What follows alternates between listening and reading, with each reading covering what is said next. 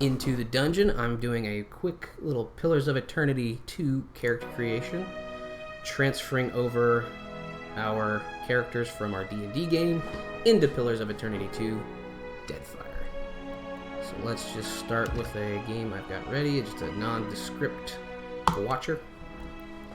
And we're going to start off with the Azkickers, or Heroes of Crossroads, whatever you want to call them. We're going to hop on in and just make them. I'm just going to go through the process of how I make the characters. Bear in mind, I do play this on Path of the Damned with Woedka's Challenge, which means that things don't reset right after combat. You have to rest to get your spells and abilities, like knockdown and stuff, back. So let's go ahead. We're here in Port Mage. Let's go ahead and Still talk kicking, to Floral. It's slim pick. And let's make our first character level 3. Bear in mind, I am playing this on a modded version. I like to play with 8 characters so I can get the whole Azkicker party in instead of the base game's 5. And I also have a mod to allow facial hair for any race. Yep, higher third level adventure. Let's start pretty simple. Let's start with Salvador Zelik, our snake man. Now, in Pillars of Eternity, of course, he's a male. There is no race that is a snake. We got Amawa, which are basically tall. They're kind of like good tall orcs. They're not really orcs, but they're the own game's like big race. Then we got our traditional dwarves. We got our elves. Godlike are kind of like the special race of Eora, the Pillars of Eternity universe. We got humans, and then we got our small race of Orlans. They're kind of like halflings if they were more animalistic. Game audio is too high. Let's turn that down a bit.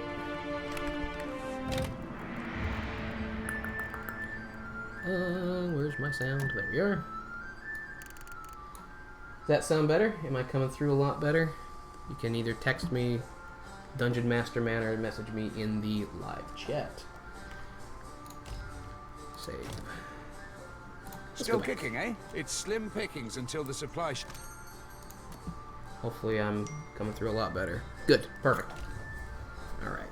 Let's go back to where we were. Male, Salvador Zelik. Going through them.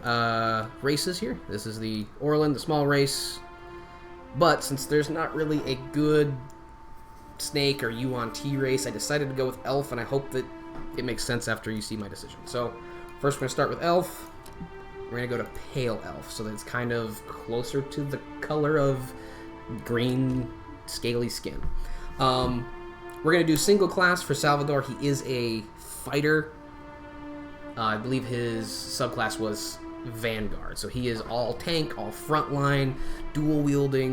We're going to go with that fighter. Boom. Alright, so the Vanguard subclass is a homebrew. I don't quite remember where he got it from, but it is all it. I remember its abilities were about being in the front line, making sure things don't get by, and of course we have either the no subclass option for that, Black Jacket, which is about having multiple weapon sets, Devoted, which is about working on a single weapon, and then finally the Unbroken subclass. This is the class that is closest to the Vanguard. +1 engagement, which for those who don't know, engagement is a mechanic. Like if you're up in the front line and someone comes in to melee you, they walk up to you, you can stop them from getting behind you without, if they try and leave your melee range, you get an attack of opportunity or a disengagement attack. Alright, he gets an increased penetration on disengagement attacks, which is the attack of opportunity. A little penalty, he doesn't move as quick in combat. Stride is how fast you move. Doesn't move as fast, and lower reflexes, so he's probably going to get hit by a bit more of the ranged, area of effect weapons, like spells and things. But for the most part, I think he'll be tanky enough that he's not going to care. So, sorry. Got a message from somebody. Don't know why that popped up. Alright. So, let's continue on. Unbroken. We'll start off with a knockdown. Oh, yes, another thing. I play on turn-based mode, so we will start with knockdown, even though in turn-based mode, knockdown isn't that great, but it is great when you get the upgrade of Mule Kick, which we'll get into later. Alright, so get into stats. The different D&D and Pillars of Eternity have a very different base stats. Like, as you notice, there's no wisdom here. We have might, constitution, dexterity, perception, intellect, and resolve. For a heavy tank character like Salvador. Of course, constitution, same thing as D&D. It increases your health, but it also increases your fortitude. Fortitude is basically how well can you handle poisons, how well can you handle any sort of internal effect, something that targets the body, like a paralyze. Like, we don't want him to get paralyzed. We want him just to be able to handle any attack. So we're going to max that out at 18. Can't go any higher. And of course, resolve as well. Resolve is a different mechanic. It handles hostile effect duration and deflection. For those D&D players who haven't played this, deflection is your armor class. So with enough resolve, you can just up his armor class. Let's see. It's not quite maximum. He doesn't... Dexterity for him is not as important as it is in D&D. So we can actually go a little lower. He's already slowed by his subclass, so we can.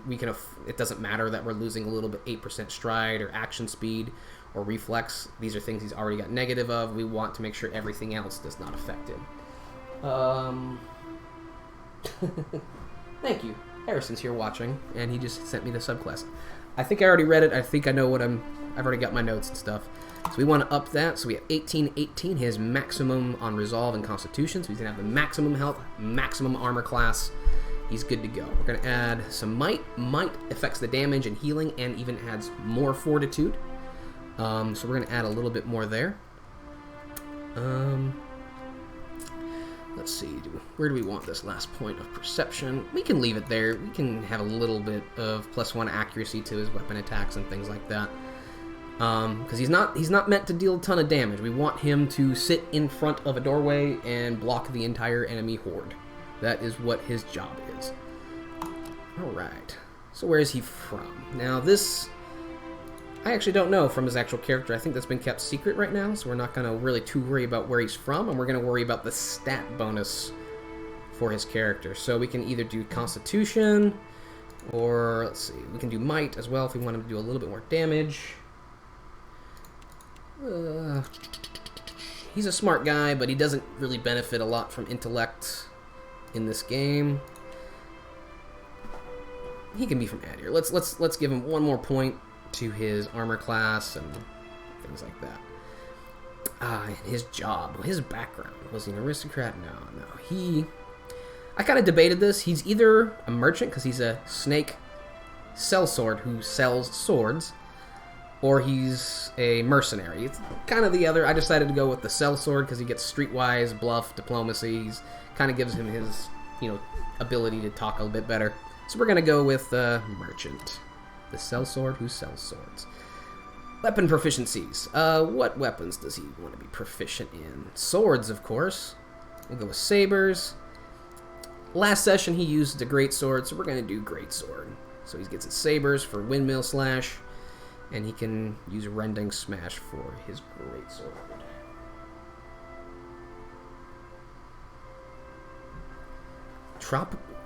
Ashley Hedgehog says tropical climate is perfect because he's from Jakir in the jungle. Well, let's go back and see. Is that the jungle? Yep, that's perfect. Tropical climate. You're from the Empire of Adir.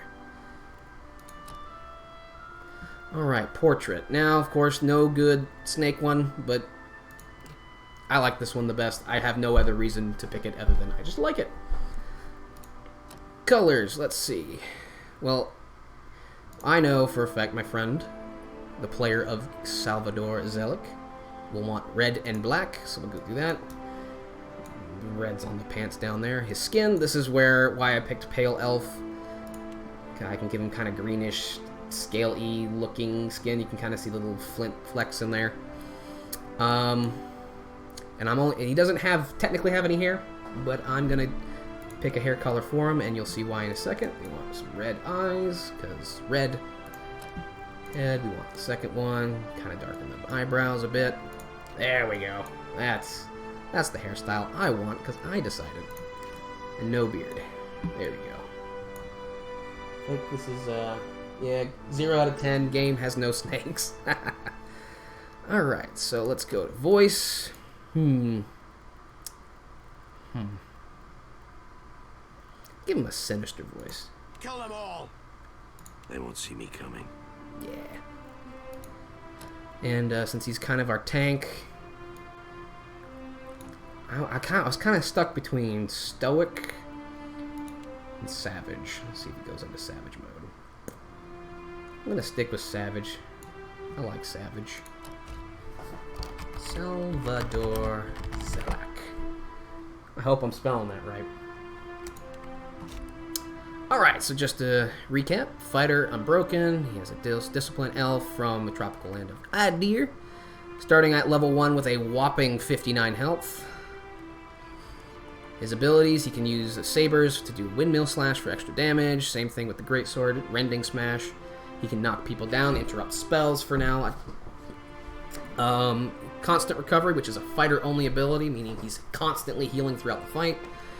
Unbroken gives him the +1 to engagement, extra penetration on attacks of opportunity or disengagement attacks. And shield mastery, we won't use shield mastery. He doesn't use shields, let's be real. Alright. So that's the character. Let's go ahead and get his inventory set up. He's not going to be wearing that nonsense. Let's get him some chainmail. Get rid of all that crap. Let's see. Where is his... There we are. Now we're talking. And as a secondary weapon, greatsword. There we go. Perfect. Perfect, perfect, perfect. Now, since we actually made him at level 3, let's go get his next 2 levels. Alright, so active skills and passive skills. Not going to go through everything, because we'll go through it with all the other characters, but we're going to start with giving just constantly, always athletics. He can use some explosives, but we need athletics. Athletics is, once per encounter, he can use second wind. The higher your athletics, the more powerful that heal is from second wind. His passive skills. Now this, I'm probably going to spread out throughout the course of the game. As you can see, there's a party assist. He can help out with different social encounters. But for now, the player is pretty cautious, so we're going to start off with a little upping his insight.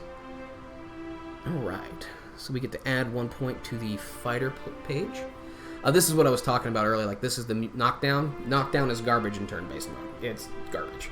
But when he hits, I think it's power level 5, or level 5, excuse me, he gets Mule Kick, which is very good. Knocks him down, and they stay down for over a whole other round of combat. It's wonderful.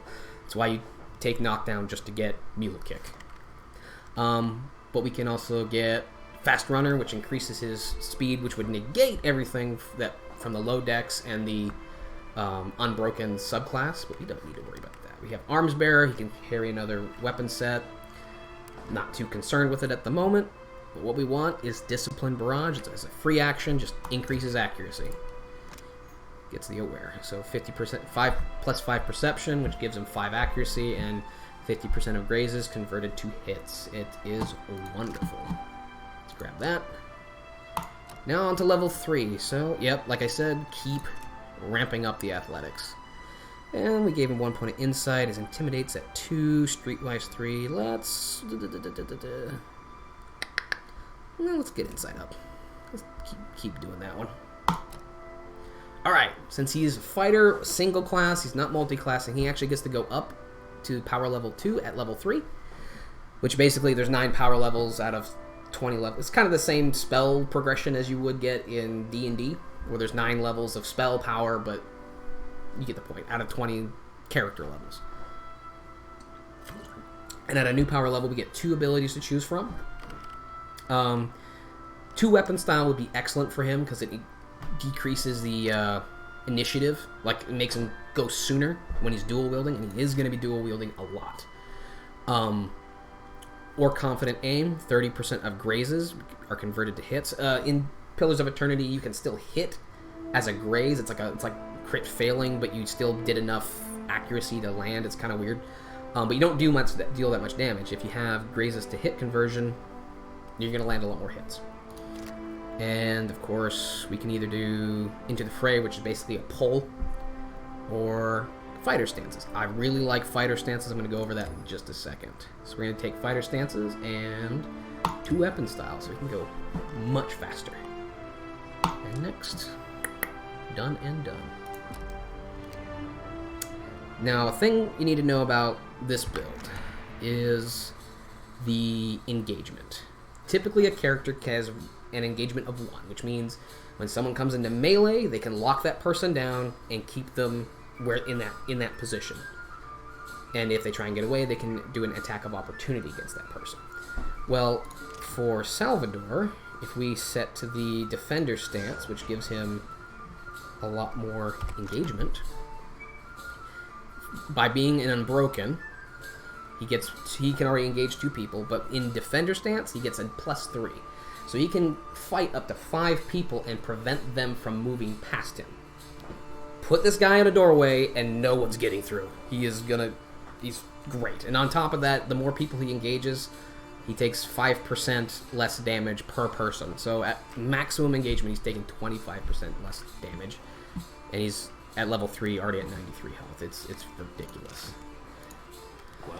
Well, that is Salvador. Well, let's do... Who's next on the list? Let's do Denim. Still kicking, eh? It's slim pick. Our Centaur-in-Chief.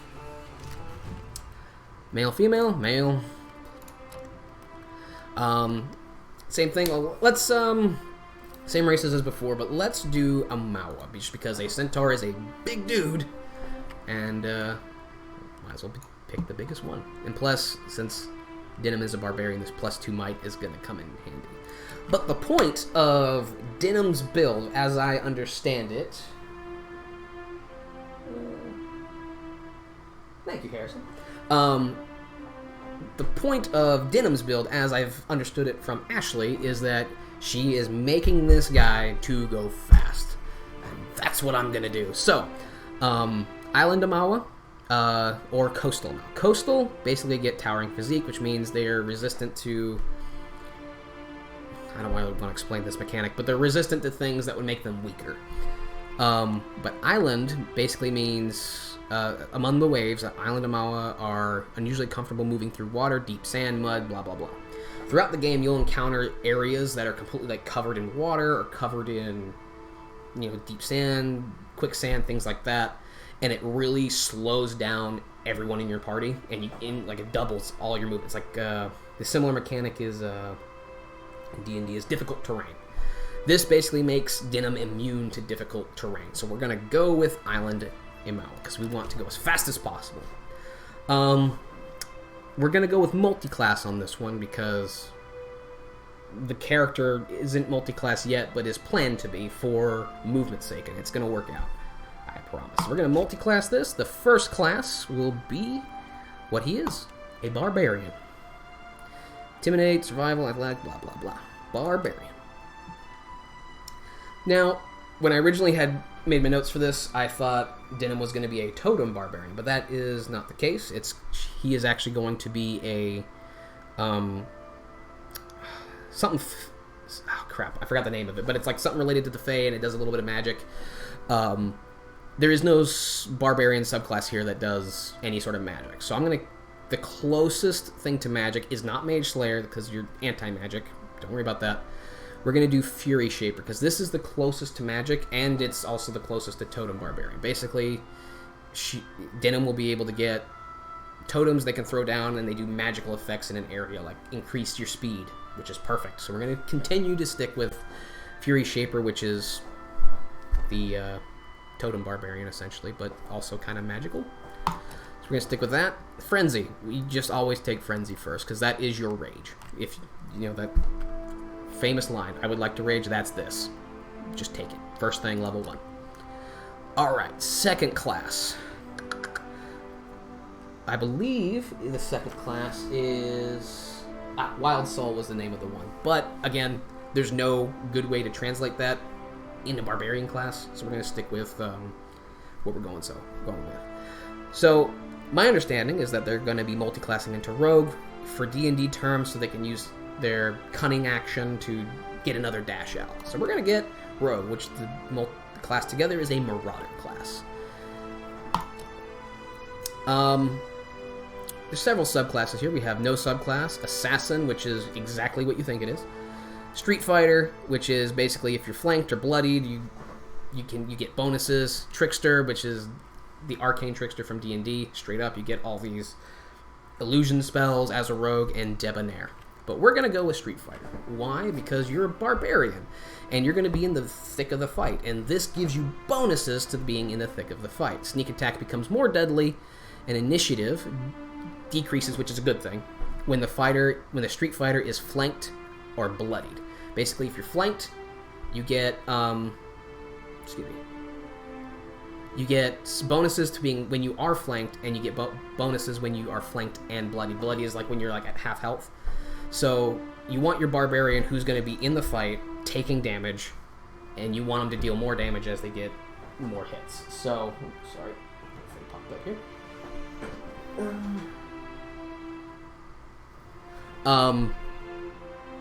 I know that the player of Denim is going to want to...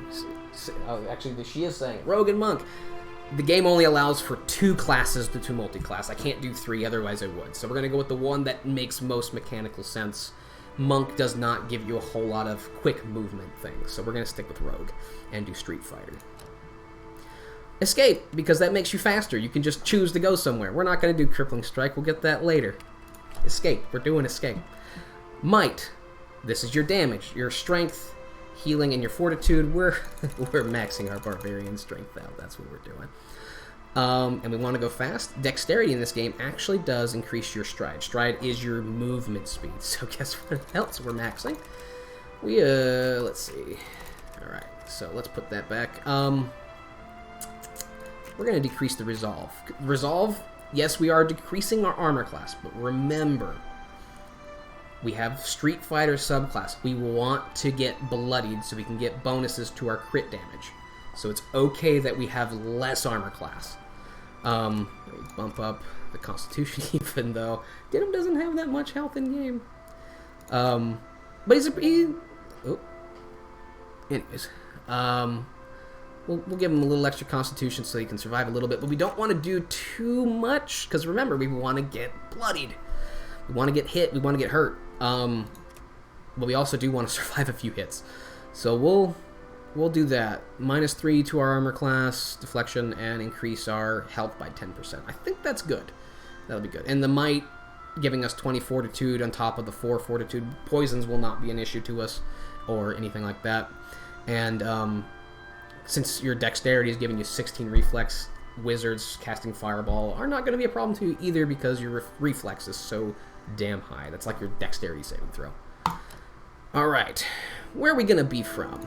Somewhere that makes us fast, or somewhere that makes sense? The plains,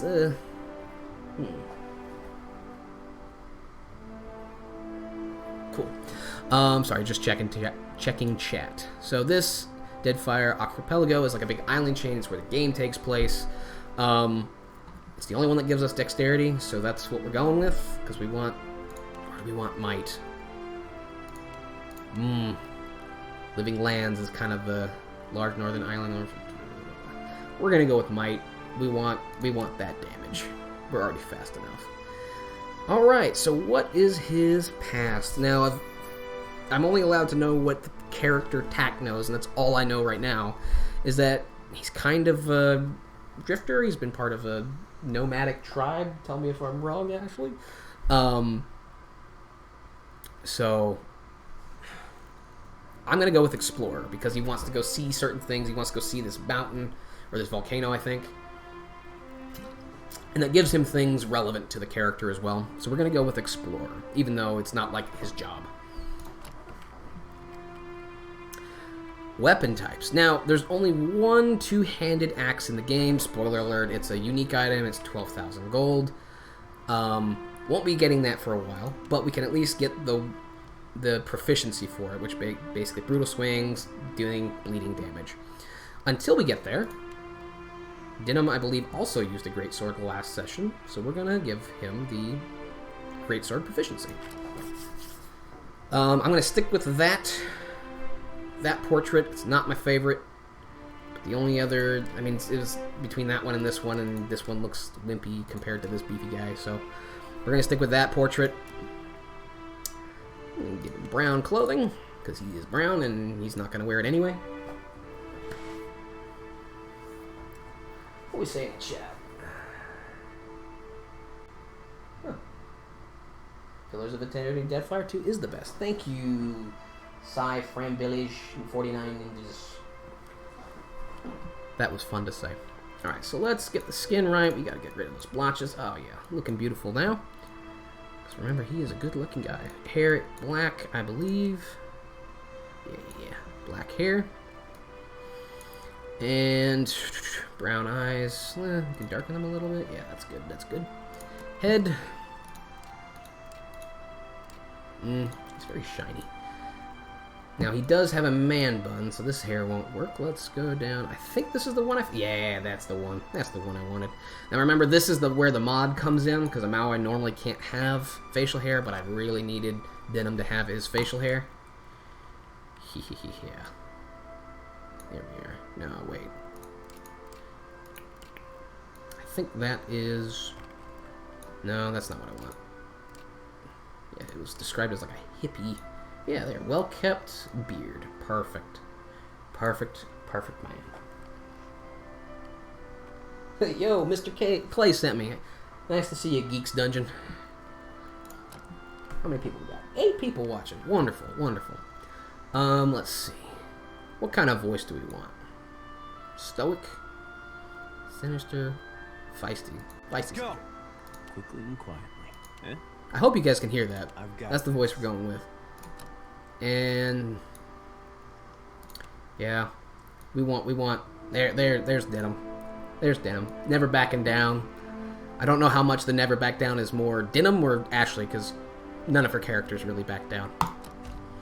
Alright, Denim. I don't have a last name for you, so you're just Denim. Alright, to reiterate, he is Barbarian Fury Shaper, Rogue Street Fighter, Maua, blah blah blah. Proficiency with Battle Axe, Greatsword, Frenzy, so we can rage, Escape, Carnage. Okay, this I haven't explained this mechanic. Carnage basically means Barbarian's mechanic is that they deal melee damage in an area of effect. And that goes really, really well with sneak attack. So if you hit a target, you get sneak attack damage on everybody around you. It's disgusting. It's broken as hell. You put Denim right next to Salvador. Salvador basically corrals 5 people, and Denim kills them all. It's glorious. Alright, and then got sneak attack as a ward. Got Carnage, Fury Shaper, all that stuff is there. Escape basically allows him to dash to a specific location. It is BEA beautiful.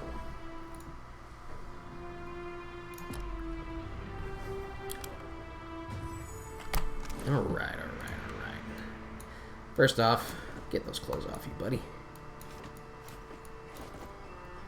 And, alright. So, for now, he is just going to have a battle axe there, but because the actual two-handed battle axe is way later in the game, but we will get it for him. In the meantime, greatsword, because barbarian, duh. Alright, and no armor to put on him, so that's that. Cool. Let's go ahead and get him to level 3. Alright. Now, same thing with Salvador. This is going to be one of your frontline guys. You want him to have athletics as high as possible. If he gets hurt a lot to the point where like bloodied is being more of a liability than it is helpful, you need to heal up. So keep athletics as high as possible. And down here, nomad, travels a lot. We're gonna start with, we're gonna put survival up. Yeah. Alright, so in a multi-class we can either do barbarian or rogue. We have 1 point to spend between the two of them for level 2 and for level 3. We're gonna want to have more to spend in the rogue area, so we want Crippling Strike at level 2 for sure, so that he has more than just an escape. He can actually hobble the enemy. Now for level 3, yeah, let's get that insight up. And that athletics. Insight is always good for social encounters. Now, let's see, do we want a yell? It doesn't really yell. Blooded. Causes the barbarian to lash out in pain. Let's compare that to rogue. Backstab. We don't really need backstab damage. Defensive roll. What am I thinking? Oh my gosh, yes, we need to take Fast Runner. We'll do it over here. Fast Runner. Character becomes more fleet and nimble, increasing stride and granting defensive bonus against all disengagement attacks, all attacks of opportunity. So yes, this is what we're taking. Why didn't I take it at level 2? I don't know. Fast Runner. Done. Alright, so you can't see the speed outside of combat, but if we ever got into combat, you would see Denim just zipping across the battlefield like no one's business. Thorol?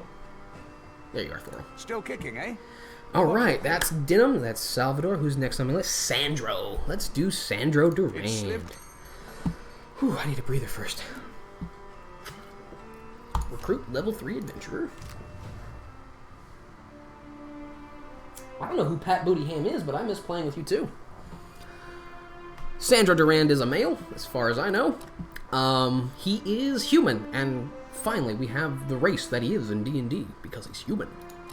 Different types of human. I think he's a bit darker skinned, but not that dark, and not that light. So I think we're gonna go with Savannah folk. It's the same bonuses. Nothing. It's just a visual change. Now he is a rogue mastermind in D&D, and the player has expressed to me that he does plan on taking some levels in Fighter. So we're gonna go with multi-class. He's a rogue right now, so we're gonna pull in that rogue. Now, like I said, he is a mastermind. In this class, the way I'm going to build him is to kind of show that he's going to be a high intelligence rogue, and you're going to see why in a minute. For mastermind, we're going to take Debonair. Now this one's a little goofier, but it makes sense, I promise. Gains significant hit to crit against charmed targets. Gains roguish charm. Basically, he can talk to a Kith in the middle of a fight and convert them to his side. And he gains hit to graze against attacks when not affected by afflictions, which is basically curses or slowdowns, things like that. So basically, he gets a lot of bonuses when someone's charmed, and he gets a lot of bonuses when people are leaving him alone. Really? I'm Stringer. Forget it. Come here. Come here. Why are your ears down? What are you worried about? Sorry, guys. Doggy. All right. Alright, so this is not going to last long. So the only penalty is he cannot engage. So like that engagement mechanic from Salvador, where he can basically lock down 5 people, Sandro cannot lock anybody down, period. And this gained cowardice. Now this is scarier than it is in game, I promise. Receive a penalty to accuracy and defenses if there are no allies nearby. That's not a problem because you can charm somebody and make them an ally. Don't worry about that negative. It's fine. I've used it. This is a beautiful build, I promise you. Girl, you are heavy. We're going to start off with Crippling Strike because we don't need him to escape. We want him to be able to lock some people down. Well, not lock them down, but at least slow them. Deal some damage. Alright. And Fighter. We're getting the Swashbuckler. That's what it's called.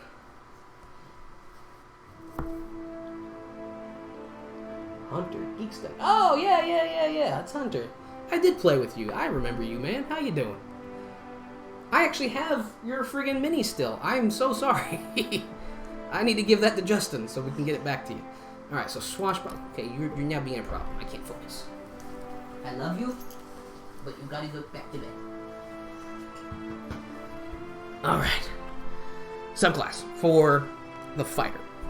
Now, Salvador was the Unbroken, which adds engagement. Which would make sense, because then you lose engagement, but then you get +1. This doesn't work. You can't take Unbroken.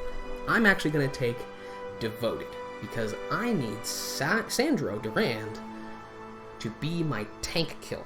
Because he's a rogue, so he's going to deal all that sneak attack damage, and he's going to deal extra damage to any tanks that he charms, like some guy at heavy plate. So he may select a single weapon proficiency. Like everyone else, I've been selecting 2 weapon proficiencies. He only gets 1. Increased penetration. Penetration basically means you ignore armor.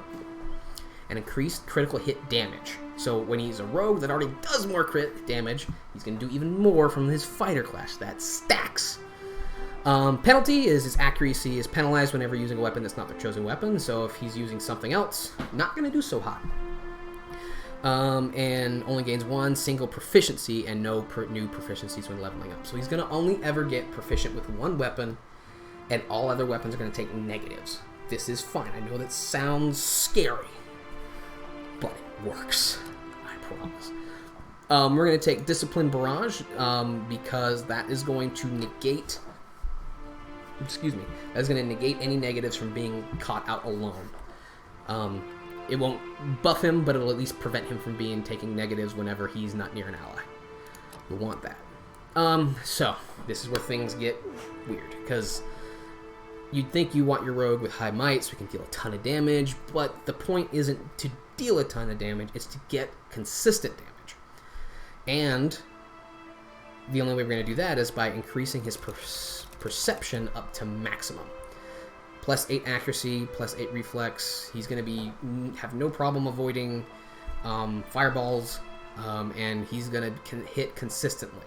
It's the same. That plus Discipline Barrage means he's going to hit consistently, and his Devoted bonuses are going to give him more penetration. So he's going to punch through armor like no one's business. It's going to be great.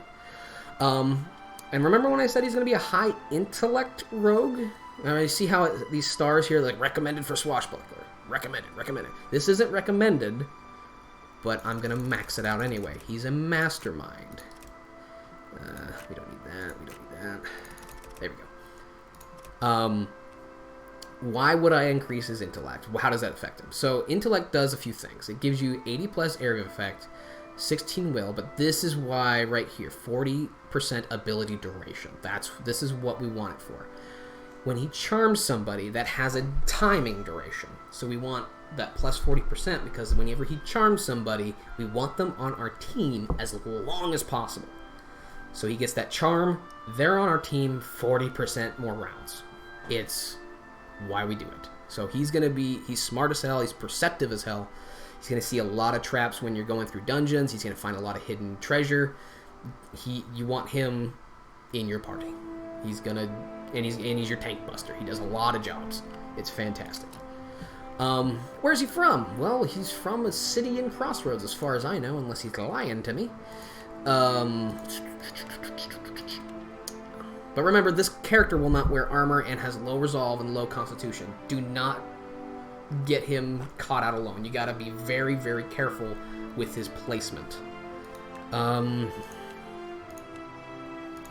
Valia makes sense. Makes him smarter. Again, this character has been elusive to me in-game. Let's see. Can you make a true paladin? Yes, you can make a true paladin in this game, but not for this character. Let's see, just going through chat here. Goodbye, Bat Hoodie Ham. See ya, dude. So I can't tell what he is. Like, mercenary makes sense from what I've experienced with the character. I'm